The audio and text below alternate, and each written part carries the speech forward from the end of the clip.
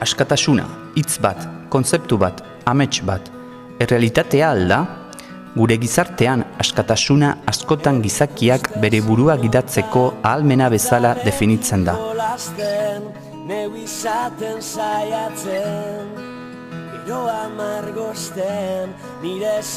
Hau da, zu zeu zara zure bizitzaren jabea.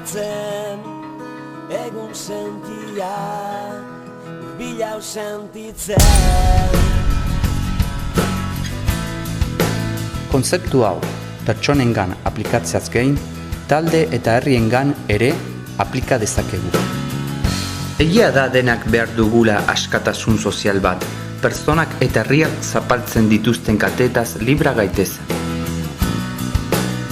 Baina soilik hori alda askatasuna, ez dago gehiago, izan ere batzuetan nahiz eta kanpotik askatasunaren kontzeptu hori bete, gero konturatzen gara gure barne errealitatean ez dela betetzen.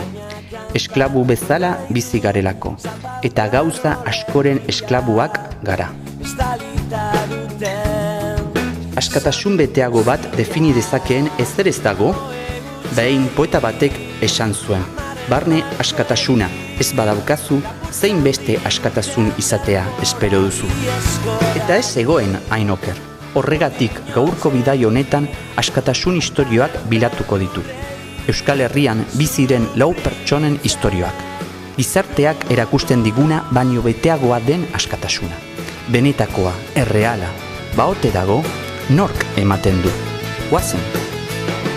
Kaixo, Aron. Kaixo. Aurkezpen bat, normalean zer egiten duzu? Ni oain ez naiz Euskal Herrian bizitzen, Katalunian nago, Bartzelonan. Daramatzat ja 6 urtean bizitzen, eta lantegi txiki batean egiten dut lan, mekaniko bezala. Ikasi nuen eskolan hemen Andoainen mekaniko bezala, eta ja daramatzat enpresa txiki batean 6 urte lanian. Eta hori egiten dut egunero. Oso ondo. Ni egunean zehar, etxean noten naiz, batxutan lanitan nago ospitalen, eta bizitza nahiko normala, etxean garbitu, sukaldanon, nire senarrarekin ere denbora pasa, familiarekin, eta gero ja ospitalen lan egiten dut, erizaina bezala. Ni normalean egunean zehar, denbora hartzen dut familiarekin egoteko, egia da, egunero ere lanea joaten naiz Donostira, eta beste aldetik, ere biltzen naiz fededun talde batekin, eta gustatzen zait beste laguntzen. Hori da gutxi gora bera egunean zehar egiten ditudan gauza. Deno bezala altxa, garbitu, eta gero nire amagia arrabetaz arduratu. Altxarazi, gosaria prestatu, eta bera egunero juten da eguneroko zentrora, bera juten danean, ni libre naiz, pixkat irakurtzeko, hitz egiteko, eta erosketak, etxeko lanak, bazkariak, horretaz arduratzen naiz normalean. Eta gero izaten dira, elikagai bankuko historia horrekin, banatzen dugu elikagaiak, horren artean, eta alizeko kontuk, musika, gauza asko dira.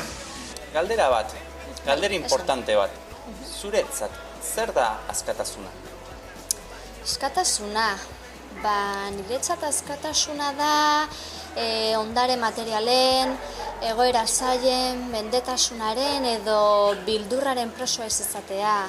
Niretzat benetako askatasunak lortu dut Jesus ezagutzean. Bai.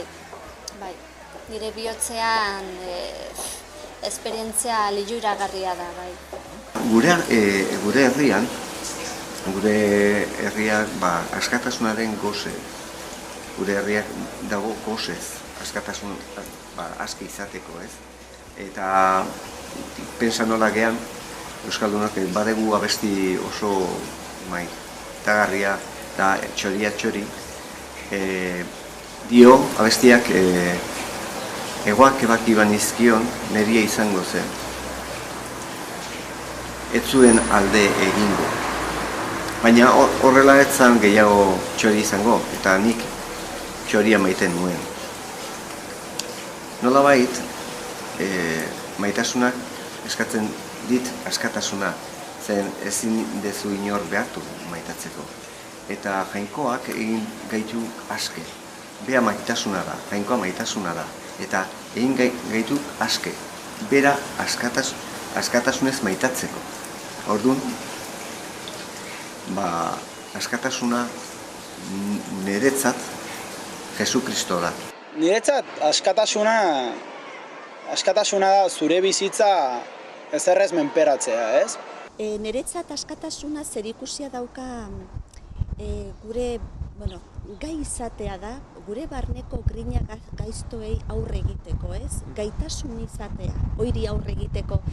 Eta adibide jartzekotan, gai izatea gorrotuari maitasunarekin erantzuteko, gai izatea egoismoari eskuzabaltasunarekin erantzuteko, eta hola jarraituko nuke baita ere harrokeriari apaltasunarekin erantzuteko, gai izatea gure grinei aurre egiteko. Hori da niretzat askatasuna. Joxan, nola aurkitu duzu askatasuna? Edo noiz Jesus aurkitu duzu? Bueno, orain dela urte pila, 30 urte baino gehiago. Wow.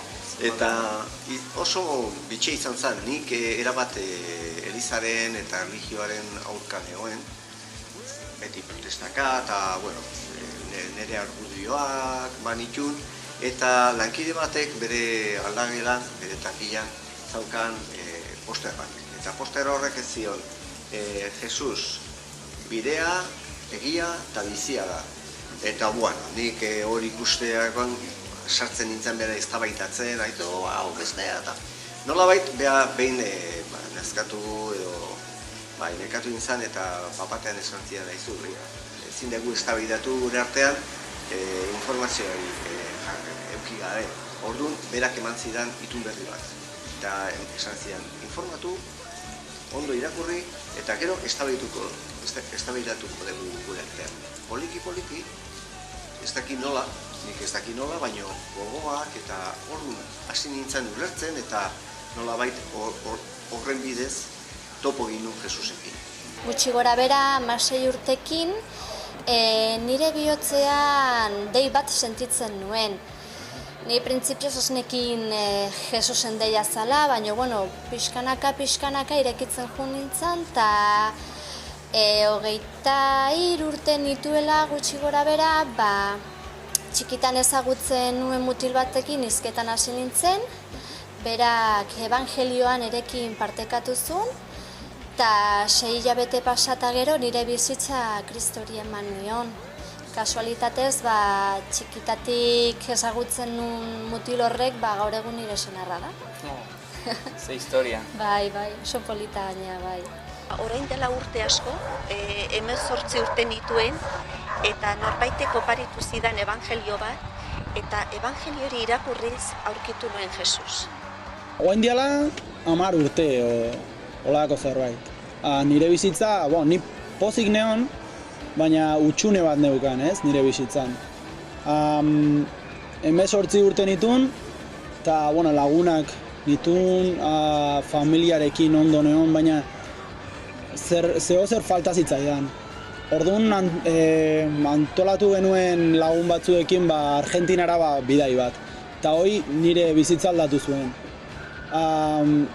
Nire bizitzan aurkitu nuen zentzu bat.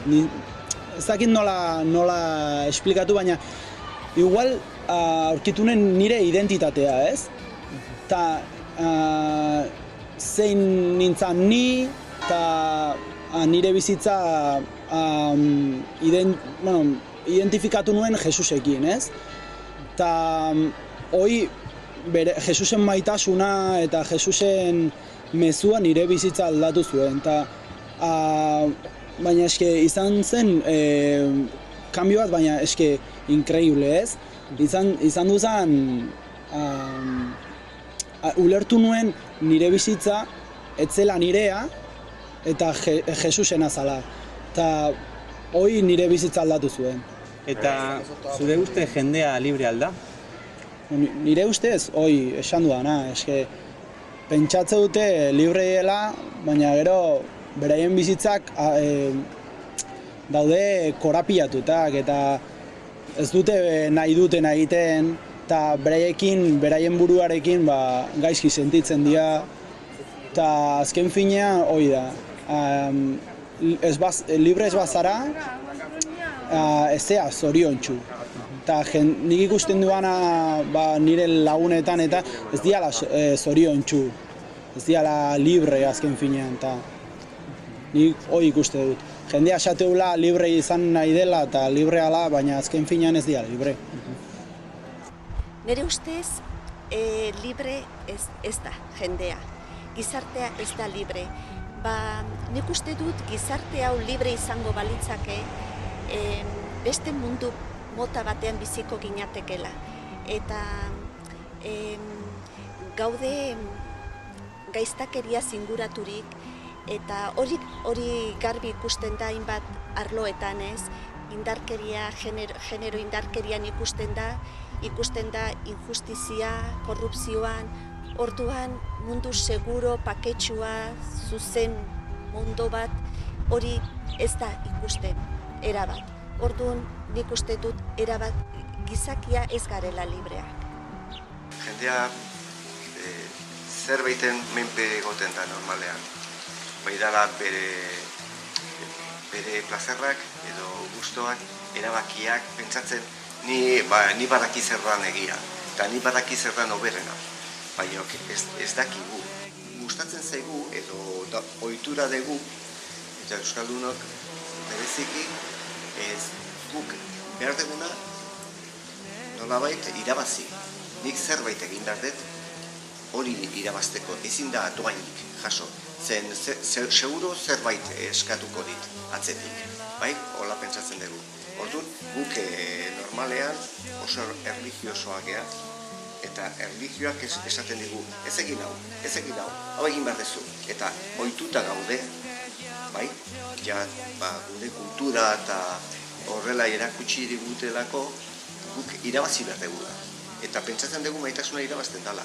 Edo askatasuna irabazi behar degula, borrokatu behar degula. Eta ez da horrela. Ez da horrela. Jesu Kristok eman zuen bere bizitza gurutzean, gu libre izateko. Baina hori jasotzen da sinesmenaren bidez, doainik. Gure herrian aldarrikatzen dugun askotan amnistia. Bai? Amnistia nahi dugu, eta amnistia hori da. Aurrena presoa naiz, nire erruak ditut, eta norbaitek aske egin behar nau. Eta hortarako ordaindu behar da, justizia egin behar da. Norbaitek ordaindu egin behar da nigatik. Eta hori egin zuen Jesusek. Ordaindu zuen nigatik, nik askatzeko, amnistia eukitzeko. Eta berak gurutzean lortu zuena zan nire amnistia. Baina ez bakarrik hori. Lortu zuen gehiago, zen gero, berarekin bizitzen, egunero ematen dit indarra, gogoak ebai, aske bizitzeko, ez inore menpe jartzeko. Zen berak ez badit hori ematen, bere espiritua, bere indarra, bere laguntza, ni bere ala jarriko nintzateke berriz zeren menpe. Nire bizioa, nire aurrelatea, edo nahi dut besteen aurrean ondo geratu, politia izan, atsegina, eta nolabait konturatu gabe besteen menpe jartzen naiz. Ez naiz libre.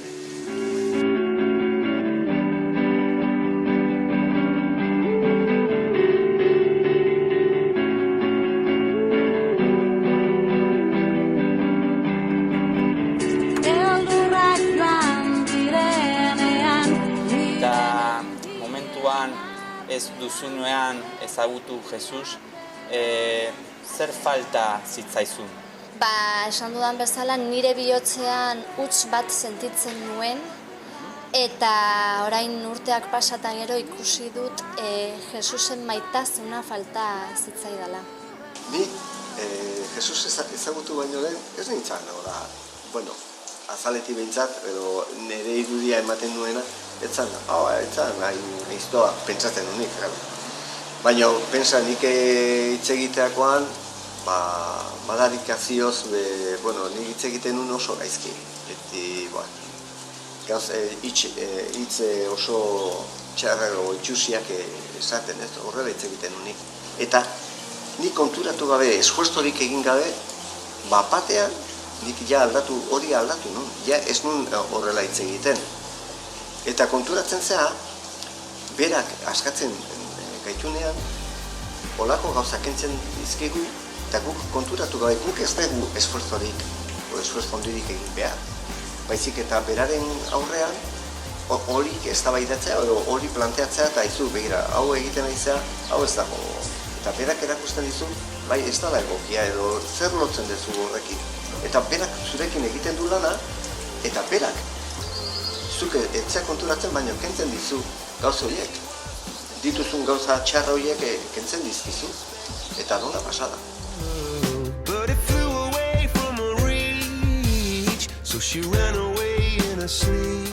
Jesus ezagutu aurretik, nire bizitza normala zen, ez?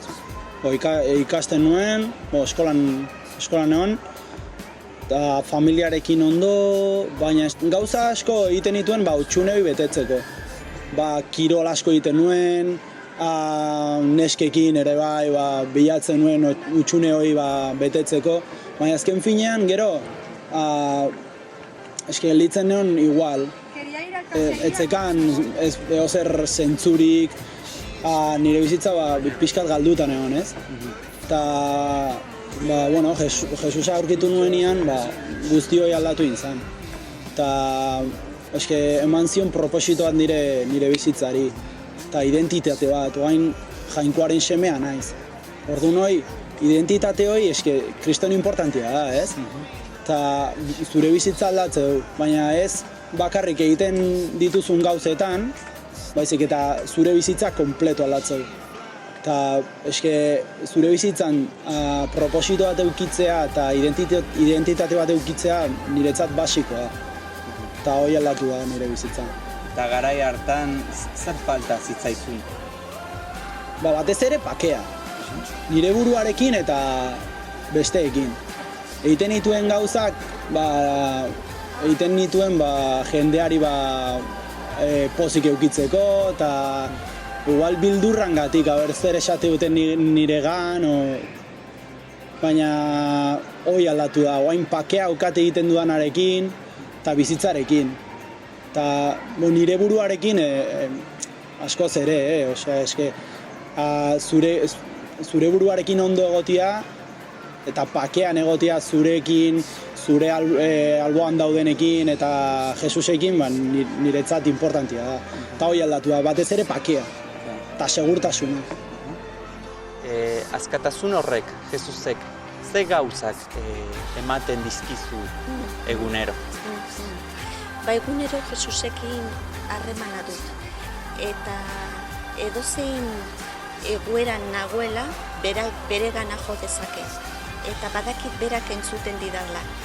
Bera bizirik dago eta hori. Egoera zail horretan eskatzen diot, ikusten badut arazoa dudala pertsona batekin, eskatzen diot pertsona hori ikusteko, bere begiekin agian, bere ikuspegitik, eta laguntzeko on egiteko, eta ez mendekuarekin erantzuteko. Eta beti Jesusek erantzuten dit, eta gaitasuna ematen dit bestekin dudan harremanetan. Nire Jesusek bizitza ematen dit, ez? Nire bihotzean lasaitasun, izugarria sentitzen dut. Zergatik Jesusek ematen dizu hori, askatasun hori edo maitasun hori? Era guztitan, adibidez, orain dela gutxi, nire aitari leuzemia bat detektatu zioten. Egun asko pasan ditun egarrean zehar, jainkoari galdetzen, proba honen zergatia, nik ez nuen ulertzen, ez nuen ulertzen, eta, egun baten etxen negoen, hori, galdezka eta galdezka, eta bapatean etorri zitzaidan burura Jainkoari egiten nion galdera bat, nik esaten nion zengin dezaket nire familia gertuxeago egoteko, danok ja bilduta egoteko, zeren, nire familia pixka deskontrolauta zeon, eta momentu unartan, ikusi nun Jainkoak borondatea zala nire aitaren gaixotasuna, nire aitaren gaixotasunaren bidez, nire familia bat egin du, danok gertuxeago gaude, eta nire aita sendatuta da, eta guztia, eta horrek esaten du Jesusek bakarri egin dezakela, eta niri askatasuna niretzatoi da, bere eskuan dana ustea eta nire bizitza lasaia egotea. Aron, badakit zuk gazteekin lan egiten duzula, eta nola ikusten duzu beren egoera? Nik ikusten, nik ezkonduta nago, eta nire emaztearekin lan egiten dugu Elizan, Elizako gazteekin, ez? Eta ikusten duguna da, bereek iristen diela falta batzuekin, eta utxune batzuekin. Eta bilatzen ari diala, baina bilatzen ari diren gauzetan ez dute bere bizitzari zentzua aurkitzen, ez? Eske nik uste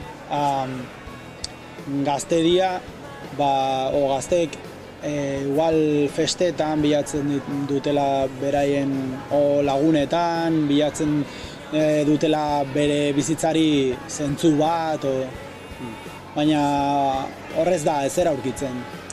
Eta etortzen dira Elizara eta bereek konpartitzeu beraien bizimoduak eta zer egiten ari dian, eta ikusten duguna da utxune bat. Eta utxune hori bakarrik Jesus betetzeu. Eta uste gazteei Jesus falta zaiela. Bilatze dute festetan, bilatze dute interneten, pornografian tema ere, hor gazte asko sartu dira eta sufritze dute, baina guzti hori Jesus apurtuko du eta Jesus beteko du, ez? Eta gaztei esango nioke hori, bilatu Jesusen pertsona, baina ez ja erlijioa edo Eliza edo bakarrik Jesusen pertsona. Eta zuk Jesusekin erlazio bat aurkitze duzunean, zure bizitza osoa zentzu aurkitze du eta beste zentzu bat aurkitze du, ez? Eta zu familia bat daukazu, ezkonduta zaude, baina gure gizartean nola ikusten duzu familiaren egoera? Gure gizartean familia egoera larria da, bai. Dibortzio portzentaia onditzen dijoa, bikoten artean errespetua galdu da, edo galtzen ari da. Seme alabek ere bere gurasoei errespeto falta handikin tratatzen die, krisi ekonomikoak ere eragin kaltegarriak dazka eta, azken finen nik usteet ere komunikazio falta bat dagoela, bai. Jesusek nola laguntzen dizue zure matrimonio eraikitzen? Gure matrimonioan ere desberdintasunak daude, beste matrimonioetan bezala ez, baina diferentzia da gu beti errespetuz eta maitasunez tratatzen garela. Jesus bere epaileei maitasunez tratatu ziren, eta nik uste gu berdin egin behar dugula gure matrimonioan eta soziedadean. Zuk ospitalean lan egiten duzu, baiet? Hala da, bai. Eta Jesus zer edua ematen dizu han lan egiteko, laguntzeko jendearekin? Jesus pertsonengatik arduratzen da. Arduratzen zen da jarraitzen du arduratzen. Eta bere ardura hori beti da on egitea eta gu zoriontsuagoak izateko. Eta berak irakasten dizkigun balore horiek laguntzen digu gure nortasuna, gure pertsona ere beteagoa izaten. Eta ni lanean ari naizenen ospitalean, saiatzen naiz transmititzen edo eramaten Jesusek nire bizitzan egin duena, ez? Eta besteak ikus dezaten Jesus existitzen dela eta nire bizi aldatu duela. Orduan, nik nahi dut hori Jesusei jarraitu eta jarraipen horretan Jesusek eman didan maitasuna, errespetoa, on egite hori, beste jentzutea, saiatzen naiz bestei ematen. Eta hori, auxiliarra naiz, eta auxiliar bezala, ekipo batean lan egiten dugu, erizainarekin, orduan beti hori elkarrekin eta bestei on egitea, pertsonoiek ere hor dauden denboran, ospitalean dauden denboran, maitatuak eta errespetatuak sentitu daitezen. Horrela. Nola Jesus bizi zen lurrean? Bueno, dena beti zan jendeari on egiteko eta etzan berarentzat, bere interesentzat, ez? Orduan horretan eredu bikaina da Jesus eta bikainena izan zen bere bizia eman zuela gu salbatzeko.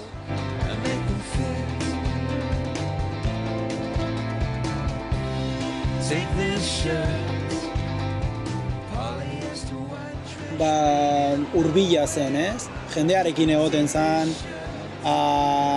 jendearekin konpartitzen zituen gauzak, sozialki revoluzio bat egin zuen. Berak izan zen, ez dakit, super hurbila jendearekin, eta beraiekin egoten zen, berak zituen gauza guztiak jendeari ematen zion, eta niretzak eredu bat da, ez? Oso gertukoa. Eta, pasaute bat etortzen zait burura, nun berak elkartzen zan pekatarin eta fama txarrekoekin, ez? Eta haiekin ez bakarri elkartu, baita afaldu eta bazkaldu eta hitz egiten. Eta jende hori beraren gana joaten zan, libre. Naiz eta pekatearia izan, eta Jesusek ezagutzen zituen. Hala ere, Jesusengan aurkitzen zuten askatasuna, aurkitzen zuten onarpena eta maitasuna. Eta esaldi bat, Jesus zuretzat, zein da? Jesus da finkoa nirekin, finkoa gurekin. Niretzat Jesus dana da. Niretzat Jesus askatasuna eman didana da, bizitza ematen duena da. Jesus, pertsonalki nire salbatzailea da. Salbatzailea eta ere laguna. Jesus da salbatzailea, munduko salbatzailea, baina egia da ez duela inor behartzen bere gana etortzea, baina bera esku zabalik dago eta bere salbamena eskaintzen dio bakoitzari. Eta gauz ederra da, jakitea bere maitasunak erakartzen gaituela bere dana eta guk nahi behar dugu bere gana joan. Orduan Jesus nire salbatzaile eta nire jaun ere bada. Amaitzeko beste bati ze zango zenioke? Konbidatzen dut Jesus ezagutzea. Zango nioke Jesus ezagutu, bilatu. Evangelioa entzutea. Jesus bilatu. Zure bizitza aldatukoa eta zure bizitza zentzu bat eukiko gu, ez? Eta identitate bat lortuko duzu. Jainkoaren semea izango zara. Eta hori, zure bizitzari importanteena, gertatzen zaion importanteena izango da. Eta ni hori esango nuke. Bilatu Jesus. Ez dakit nola, ez dakit noiz, non, baina bilatu Jesus. Bilatu Jesus.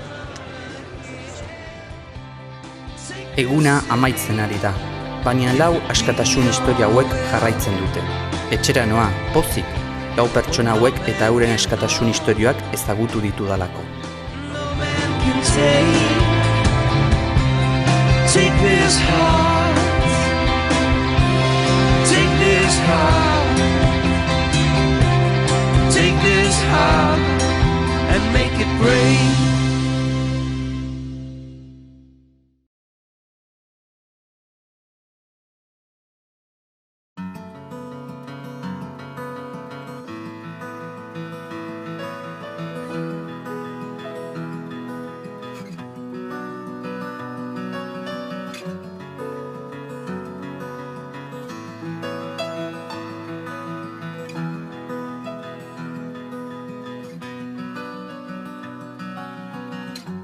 Herrik uste zinontan, itzalekin jolasten.